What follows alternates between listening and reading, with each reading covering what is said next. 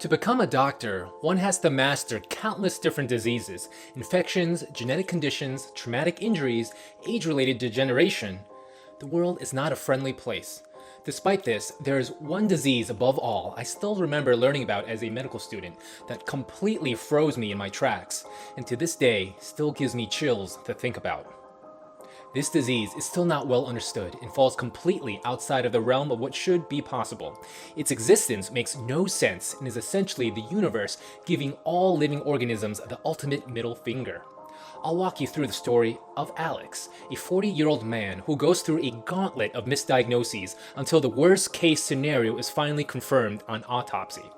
Alex's story is based on several case reports published in the medical literature. Stay until the very end to hear about the disease and what to do to avoid the same dark fate. If you like hearing about the many ways our fragile bodies fail, then please subscribe and hit the notification bell. I'm a board-certified doctor and hope to bring you interesting medical cases to make you squirm, jump, laugh, and cry.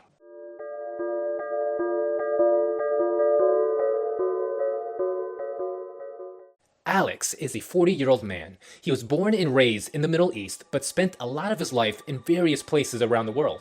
He completed a professional degree in Russia and resided briefly in Lebanon and Kuwait before settling in the United States.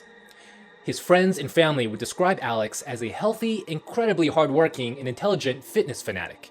Every morning, he would wake up at the crack of dawn for a workout before settling down in front of his computer for a job in cybersecurity.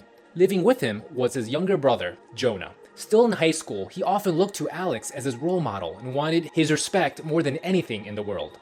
Lately though, Jonah was concerned that his brother was not sleeping well. Initially, he assumed the cybersecurity work was getting more intense, but the sleep problems continued despite Alex quitting his job. A few weeks went by like this, and Alex was becoming more difficult to be around.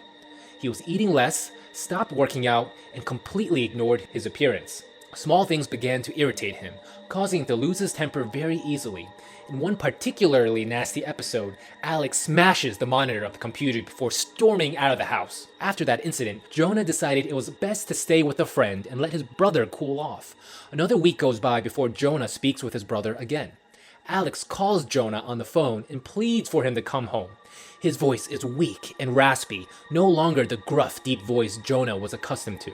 "Please come home, Jonah. I need you. The darkness. Something is there. Something is watching me." Jonah had never heard Alex speak like this before and was feeling uneasy. Ashamed that he had abandoned his brother, Jonah goes back home to help, but things continued to get worse. Alex kept on talking about how tired he felt, how dizzy he was. There's now this painful tingling sensation in his left face and arm, and above all, what he hated most was the persistent brain fog that was always there, always hanging around, clouding all of his thoughts, slowing things to a crawl. At night, even stranger things began to happen. That's when the whispers began. At first, they were quiet and subtle, almost imperceptible. Over time, the whispers got louder and bolder and were undeniably present. Jonah isn't able to make out what is being said, but is spooked out enough by it that he sleeps with the TV on. Is this what Alex was talking about? Was he being watched too? Who was out there? Sometimes the whispers would be interspersed with odd giggling, almost as if children were playing in the backyard. After 3 more nights of the same thing, Jonah finally gets the courage to investigate. With the lights on in his room, he waits patiently with his baseball bat. Around 3 a.m., it begins. This time, without the TV as a distraction, his ears are able to fixate on the location. It is clearly coming from behind the wall, from Alex's room. He takes a deep breath, slowly walks into the hallway, and ventures towards his brother's room. The whispers grow louder. He clenches the bat tightly and gently opens the door. Hello everyone, I hope you're liking the story so far. Just wanted to interrupt and bring you a word from one of our sponsors. Oh, that's right, we don't have any sponsors. So please do me a favor. If you like the story so far, please don't forget to like, subscribe, share, and hit the notification bell. Okay, now back to the story. Jonah opens the door and braces himself to see the worst. Because his brother is a very private person, Jonah hasn't seen the inside of his brother's bedroom for weeks now. Jonah is horrified by the scene now laid bare in front of him. The room is an absolute wreck. The bed frame is askew, bed sheets are torn, the mattress is stained, and garbage litter every square inch of the floor. The stench of feces and urine hit him like a brick wall. As odd as Alex has become, Jonah hadn't really understood the magnitude of how sick his brother had become until this very moment. Sitting in front of a broken computer and whispering to himself, Alex is engaged in some sort of internal dialogue. Abruptly, Alex looks up at Jonah and realizes he is not alone. The whispering abruptly stops. He points at Jonah menacingly and begins to scream.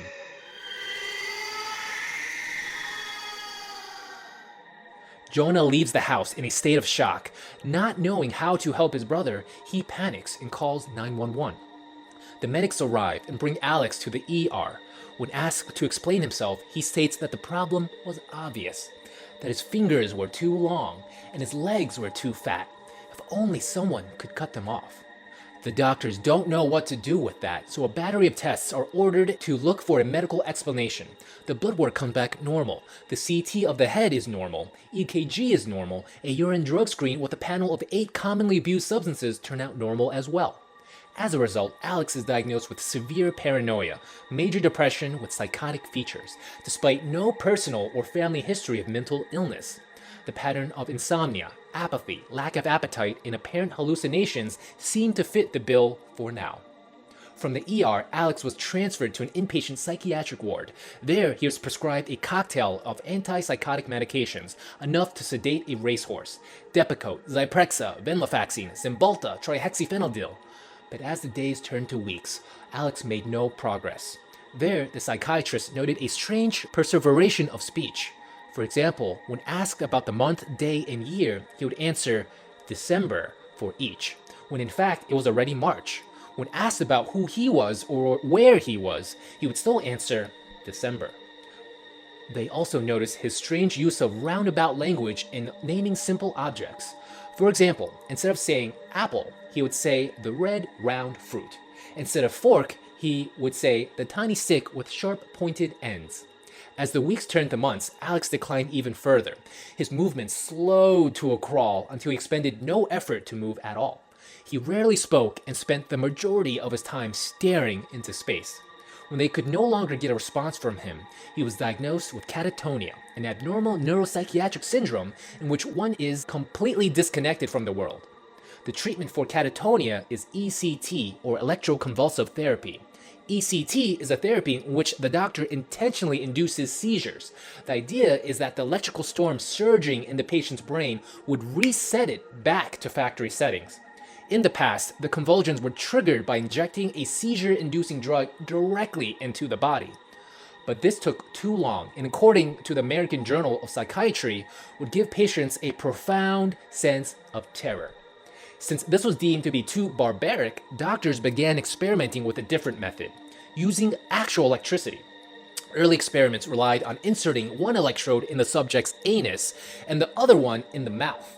Unfortunately, despite the seemingly obvious problem of plugging one's anus and mouth directly into an electrical socket, it would not be until several subjects suffered cardiac arrest from the procedure did they refine the technique to isolate the head only. Today, this treatment is still used but has obviously come a long way and is much safer. Alex is placed into a medically induced coma and given 2 ECT therapeutic shock sessions. Alex emerges from these sessions with a new set of problems. Though he is no longer motionless, a new rigidity and tremor has taken hold of his arms and legs. He is no longer able to coordinate his limbs to walk and speaks in a way that is not intelligible at all. The doctor checks his vital signs and sees he is spiking a fever. These new constellation of signs and symptoms are concerning. The muscle rigidity, fever, and neurologic findings in a patient taking several antipsychotic medications are potential signs of a life-threatening neurologic emergency called neuroleptic malignant syndrome.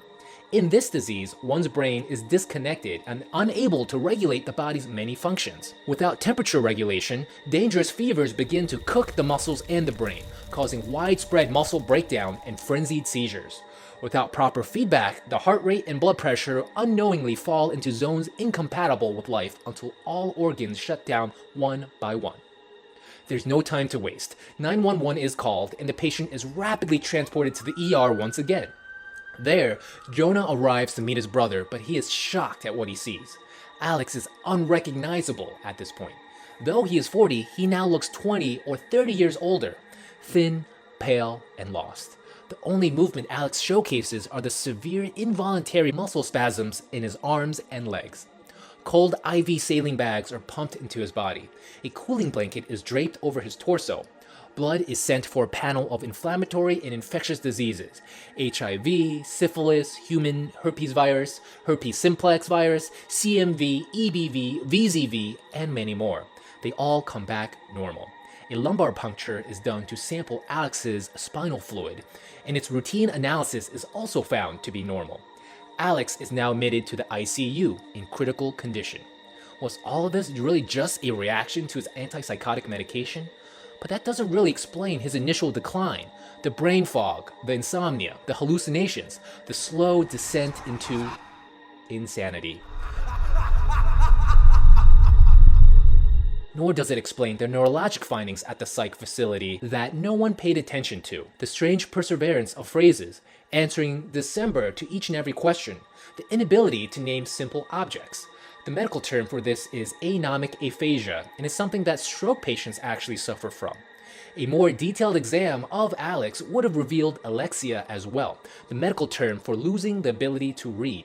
That means if you are instructed to write the word apple, you can do so, but the moment you finish writing the word apple, it immediately transforms into unrecognizable gibberish you cannot read. Alex had all of these subtle findings and more. The next morning, an MRI of his brain is completed and it reveals a peculiar finding. There was a certain signal hyperintensity of the caudate and putamen region of the brain. This finding could arise when the immune system attacks the brain, one doctor hypothesizes. While true, this finding could also be found in other disease processes. However, no one had a better explanation at the time, and thus the tentative diagnosis of autoimmune encephalitis was entertained. The specific test to confirm this was sent for processing, and Alex was started on yet another intense course of treatment. Daily steroids and other immune suppressors are pumped into his body to limit the production of these supposed rogue brain-attacking antibodies. Alex then undergoes a procedure that removes all the fluid from his bloodstream. The liquid is passed through a machine that removes all potential antibodies before being transfused back into his bloodstream. At the same time, almost every disease under the sun is pursued and tested for. Cancers, hormonal disturbances, heavy metal poisoning, vitamin deficiencies, rheumatologic disorders, all coming back again normal. What's more, the disease the doctors were banking on, the brain-attacking antibody hypothesis, that test also comes back normal.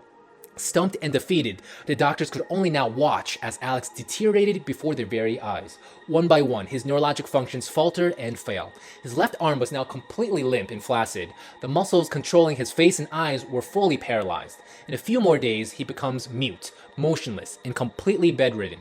It was after his third attack of pneumonia that serious discussion was had with the family. The family saw the writing on the wall.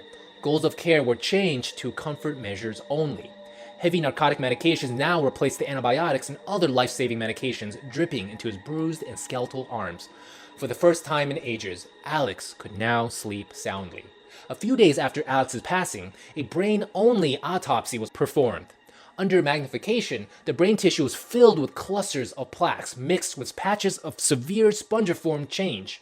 To put it plainly, clumps of foreign protein had lodged itself throughout the brain, and what neuronal tissue was left was arranged in the pattern akin to that of a sponge. In other words, holes were found scattered in several critical areas, almost as if a brain-eating cockroach had been living inside his skull, slowly chewing away parts of his neurocircuitry. Except this wasn't caused by a cockroach. This wasn't caused by faulty genetics, cancers, nor autoimmune conditions. It wasn't a bacteria, a virus, a parasite, nor even a fungus. The culprit is neither alive nor dead, serves no function in the universe, has no personal desire, and is entirely devoid of meaning.